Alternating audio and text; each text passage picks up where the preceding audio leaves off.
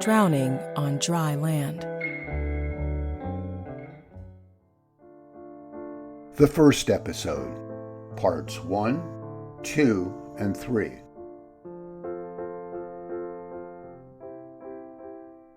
Part 1, the 4 o'clock train. It's 4 a.m. and beyond my window a train passes, blowing lonesome blues to a sleeping city.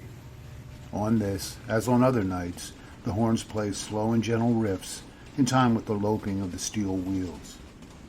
But now and then, in the midst of these lullabies, phantoms come creeping. It's cool, I can keep them at bay, though there was a time when this wasn't so. Indeed, I did not know that the demons were so close until they emerged from the tangle of my neurons to drag me away. My name is David Fulmer. I'm an author, and 3 years ago I fell prey to mental illness in a sudden, steep, and violent plummet. I reeled into a nightmare and then back out again, and now puzzle over reconciling the lunatic who is trapped in a funhouse of insanity with the rather ordinary fellow I'll greet in the mirror come morning. I lost my mind. Then I reclaimed it, and what follows is that story.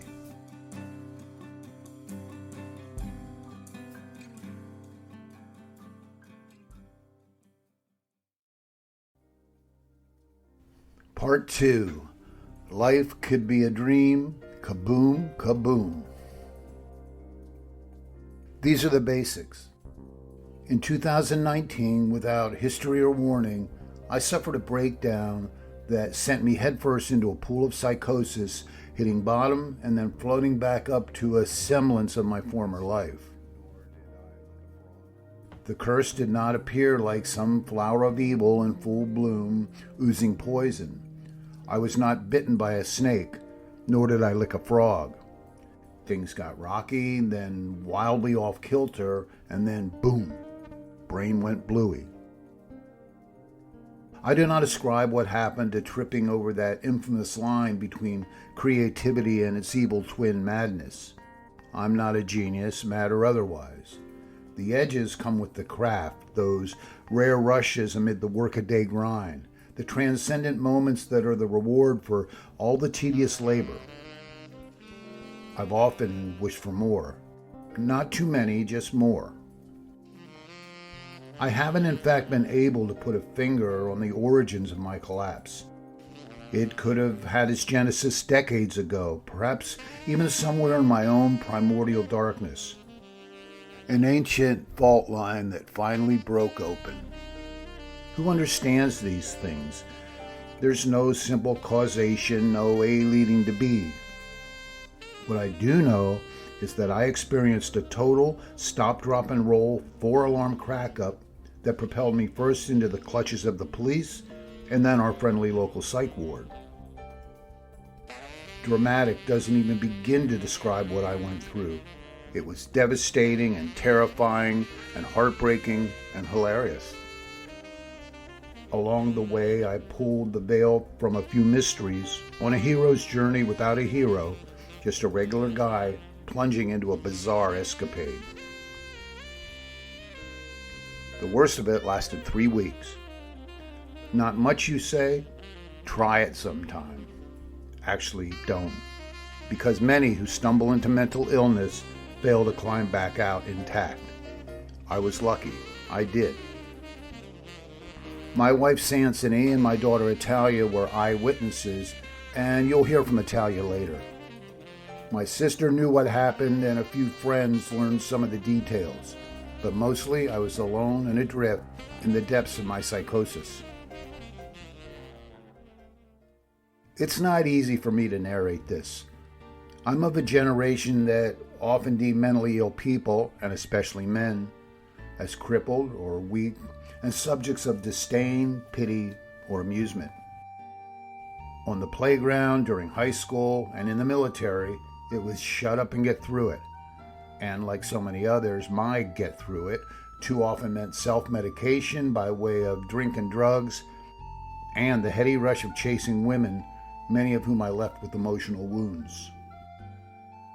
I put my misbehaviors aside when my daughter came along and managed to stay inside the lines, holding my breath for the 18 years it took to get her through her childhood and teens and launched into a promising future. All along, I was as steady as a rock for her and later for Sansony. They knew me as solid, steady, dependable. A family joke identified me as Mr. Fix-It, and I wore t-shirts displaying those words. I didn't crack until I did, and when it went down, I played all the hits. Did I rant? Oh yes, like a true madman, putting my poor spouse and daughter through 6 kinds of hell. Did I babble like a loon? I rambled on as if I was sampling the Reader's Digest edition of Finnegan's Wake. Did I hallucinate? As wildly as I did from the best of the chemicals and cactus buttons and fungi spores I ingested back in the day. When it was over, my wife brought me home. I kept wandering, at first good and medicated, wearing shades even in the dead of night. Time moved, the weeks rolled by, and I made it most of the way back to the world, but still grappling with what I'd gone through. What I never thought would happen to me had occurred. I had lost my mind, not knowing if I would ever reclaim it, but I did. After more time passed, I felt vague urges to recount the tale, but could never quite get moving, even though it was with me every day. My wife was still shaken by what happened, and our retracing of the experience is to this day difficult, though we always end with gratitude that it's behind us, that we survived it, and that we're together. It was Italia who convinced me to write out the tale. Hearing it might help someone else, she said. And so, about a year ago, I began, and here it is. Now, as I return to the story, I listen to the lonely night trains and find myself casting an eye into the shadows, all too aware that my demons are still around, lying in wait. Well, they can bring it on. I'm ready.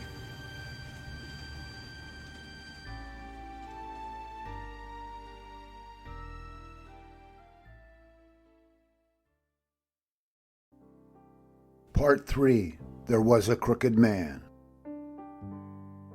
I'm going to take a brief detour into my history. Now, this is not comfortable for someone who does not care much for being the center of attention, but now's the time for some background.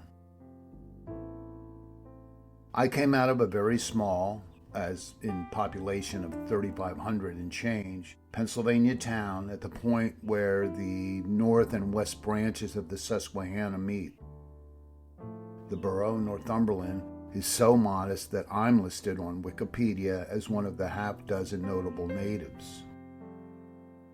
The town's true claim to fame is as the place where Joseph Priestley, who first identified oxygen as an element, came to spend the last decade of his life after being thrown out of England for his religious beliefs.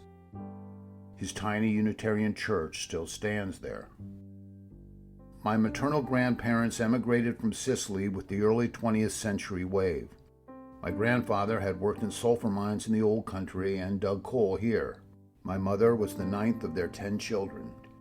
My father was of English and German stock going back to the 1700s in the U.S. Fulmer is a village in Buckinghamshire in England.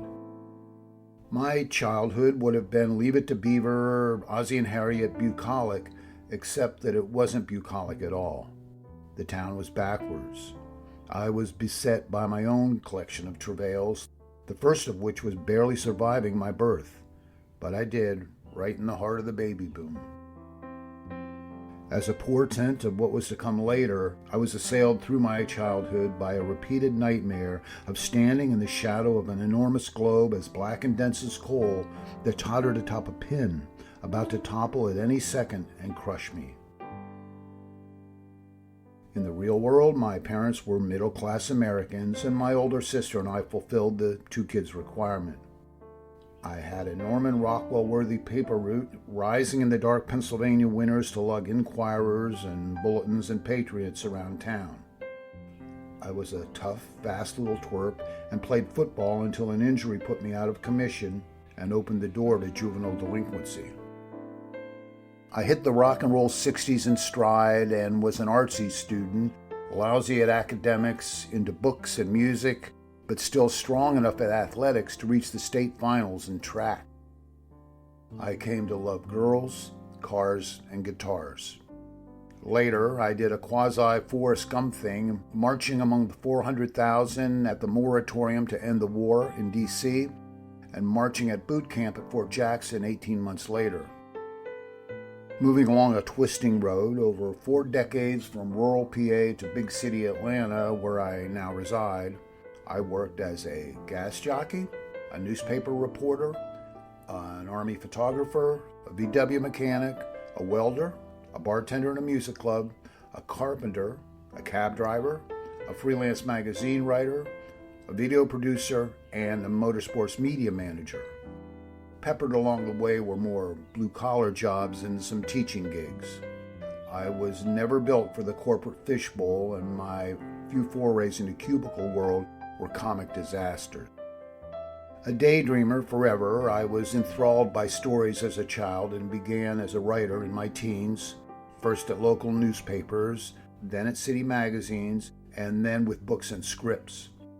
I was always working on something creative and was in my 40s when I finally became a published author.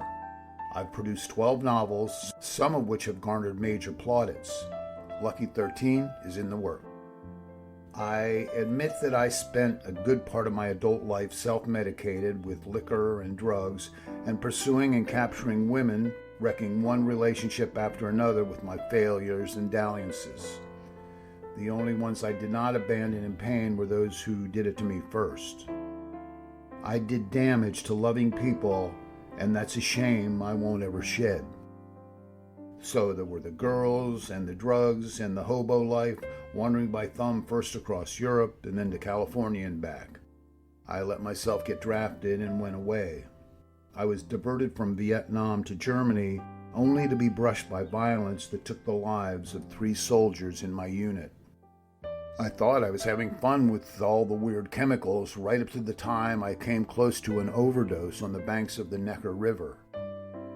Through all my days, I fell regularly into carelessness that I now understand was a form of self-destruction. Like I wanted to see how far I could go, and if anyone would come along to save me, and then I'd refuse the help, thinking I could do it all myself. I stumbled at one point into illicit business and was on my way to proving the dictum that I later drilled into my daughter's head that most criminals are stupid. I got a scare there, too, wised up, and exited that world. While in Europe, I met and courted a beautiful German girl and later courted and then married a beautiful Australian. I foolishly lost both, but I'm glad to say that after years had passed, I was able to reconnect with them as true friends. I got a third chance that I really didn't deserve with Sansony and still can't believe my luck. Most importantly, I became the father of a daughter who had come along as a happy surprise when I was in my 40s. She saved me from what might have been a lonely life. There have been times here and there when I was a cowardly and dishonest man. On the other hand, I was a lousy liar who always got caught, and I managed to stand up when it mattered. I didn't want to be a soldier, but I went anyway. I did not sell my soul for $1, though I was never any good at tasks that were money makers anyway, so that's not exactly a sign of virtue. My daughter testifies that I did not fail as a father, though I know I did in small ways, as all parents do. I always worked to be real, though I know I was on the eccentric side. Thanks to a family with an oral storytelling tradition and a lot of reading, I learned to weave a yarn, a skill akin to magic when done right, which is rarely, but the hint of opening transcendent doors kept me at it. So much for the resume. As that spring of 2019 arrived, things were settling into place. I believed I had shed most of my insecurities and had labored to overcome or at least manage my fears. But There were ominous rumbles just over the horizon.